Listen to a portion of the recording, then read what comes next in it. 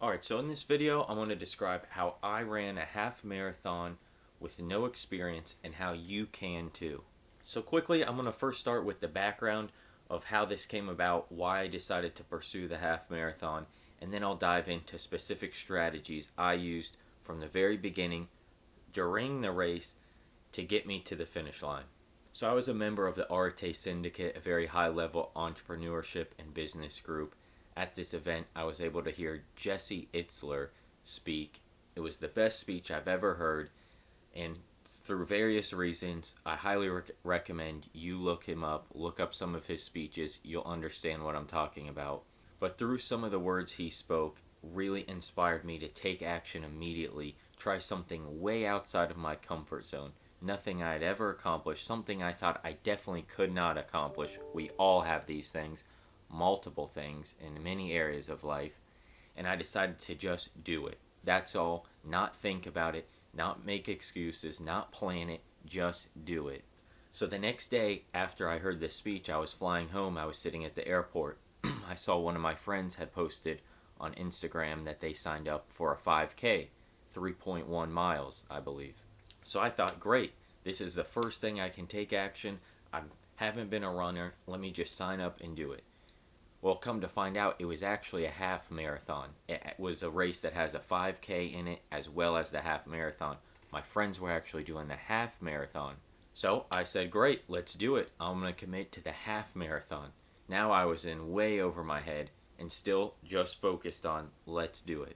So to give you a quick background on myself, I was a long distance runner way back in high school. This was about 7 years ago. So I had about 7 years since the last time I ran. Keep in mind, I was by no means a good runner. I was not a varsity athlete. I did not have competitive times. I just ran as it was something to do, a group for me to be a part of. So in the last 7 years, I had not run at all. I generally keep in the gym and I work out, but I don't do any cardio. Maybe I'll walk on the treadmill. No running. So the day I signed up for this race was exactly 40 days out from the actual race. So I had a little over a month from the actual race day. So when I got back, first thing I did, I went to the running store. I got the best running shoes I could. I've had a history of knee problems, which is why I had to stop running in high school. So I got the best shoes I could. I got several different types of knee braces, knowing I would need this along the way. And then I just started and I went out for my first run. I went to my local park. I had no idea how long I should run, no idea what program, what thing I could follow. I only had about maybe say 30 to 35 days at this point. So I just went to the park and I said, I'm going to just see what I can do. I'm going to go about 2 miles. The biggest key to this whole thing now is the way that I spoke to myself, which is exactly what I learned from Jesse Itzler. Again, you should definitely look him up. When I did my first run, I wasn't there nervous. I wasn't thinking, oh, what if I can't do a mile? What if I can't make it to 2? What if my knees hurt? None of that. I did not allow it into my mind. Blocked it all out. I had one goal. I was doing this half marathon. So something I used throughout this whole process from day one running in the park was, as I mentioned, how I spoke to myself and only using words of positivity and encouragement. So, about 1 mile in, my first mile, of course, that went great. And then, you start to feel things in your body. However, I did not allow any of that into my brain. If I felt any aches or pains, I just would repeat to myself, I feel great.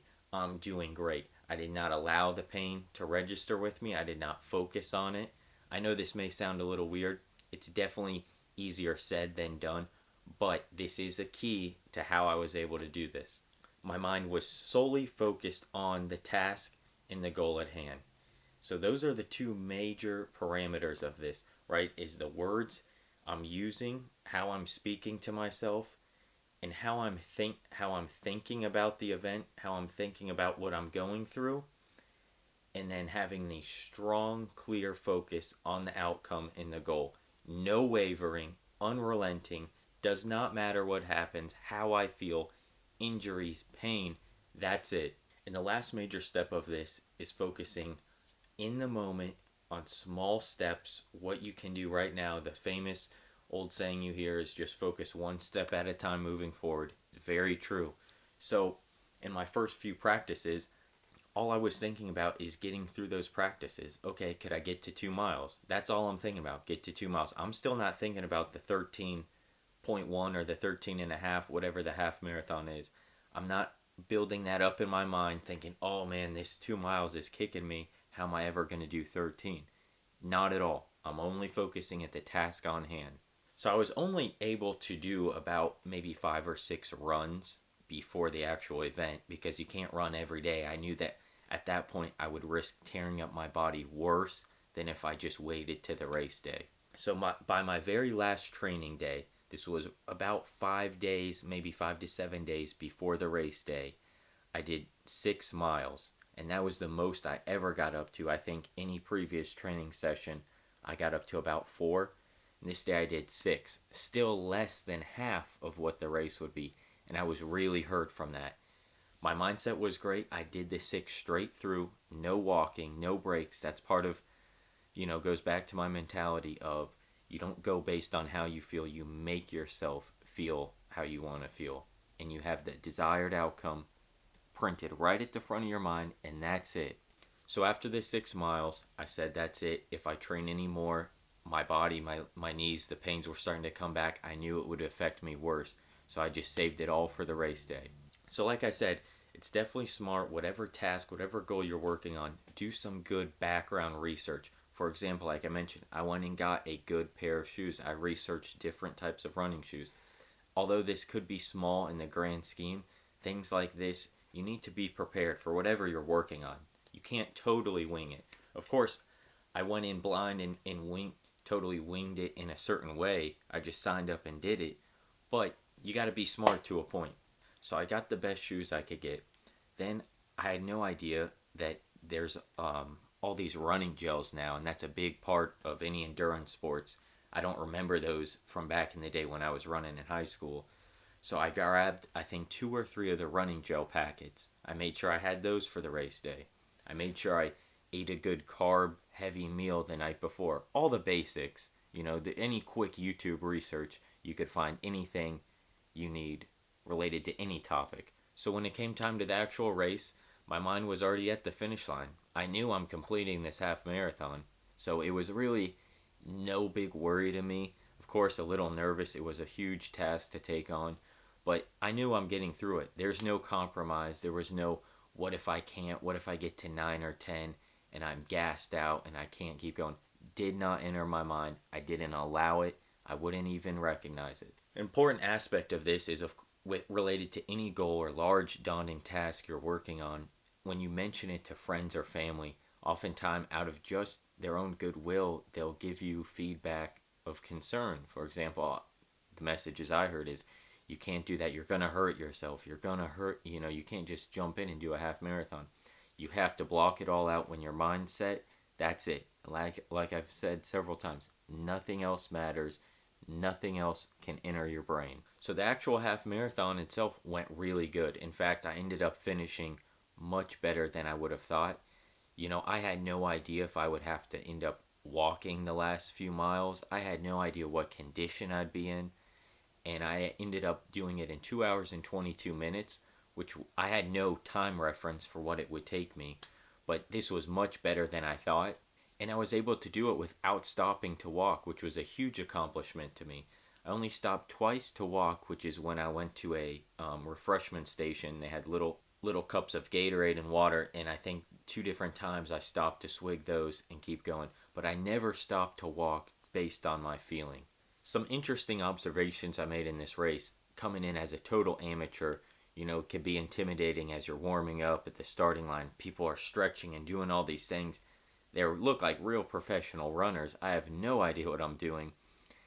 And then there was maybe more people about in the middle that, they run for some time, they practice, but maybe they're not professional, but they're definitely not beginners.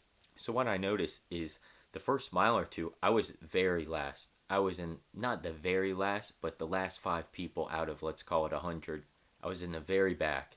I just kept on my pace, my mindset. I'm getting through this thing. I didn't worry about other people. I didn't worry that they're going faster than me, that they're way further ahead than me. And what's interesting is about mile 9 to 10, even 11 and 12, the very end of the race, I started passing all of these people that had passed me earlier.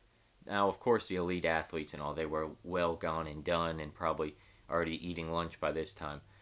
But for the majority of the participants, right near the end, even let's call it the last mile, I passed the most. The last mile we're coming in, and people are walking. All these people that had gone by me, and in a little way, I did feel bad, but I did not allow that to affect me. But you're noting it, you're watching these people pass you. It's not great. And I'm noticing, especially in the last mile, they're all walking, and here I come, going right past them. This was something, maybe the greatest takeaway I had from this event. It was very interesting to me, something I'm still, you know, processing. What lessons can I learn from that? Maybe it's more of you have to be there to understand it than for me trying to explain it. But it was just very interesting to me that, I would have been considered, the most amateur, least prepared there, and I end up passing all these people that had blew ahead of me for the whole race into the final stretch. The last mile, they couldn't keep going. They could not get themselves to run in that last mile. And to me, that's the most exciting mile. I came in cooking it, finished really strong. So, some interesting things there. So, anyways, this all relates back to how I ran a half marathon with zero experience in 40 days. Really, you call it 30 by the time you practice. And what is the key? Mindset. Everything I talked about, every step, every tactic from what I learned from Jesse Itzler, how I talk to myself, how I'm focused on the goal, how I don't allow the pain in the current circumstances and the feelings. I'm sweating, I'm low on oxygen, I'm tired, my legs hurt, my joints. You don't let any of that affect your mindset. That is how I was able to do it. 100% pure mindset. In fact, other people I was doing this race with, friends, I'd found out had been training for 8 months to this event, and I actually finished before some of them. I really would like to help anybody who is looking to challenge themselves in a crazy event. I look forward to doing more crazy, unprepared events myself just to test the mindset. I've done several other things maybe I'll make videos on. Please comment below if there's something you're working on, you would like to pursue, and a goal you have in mind. And I promise, everything can come back to mindset.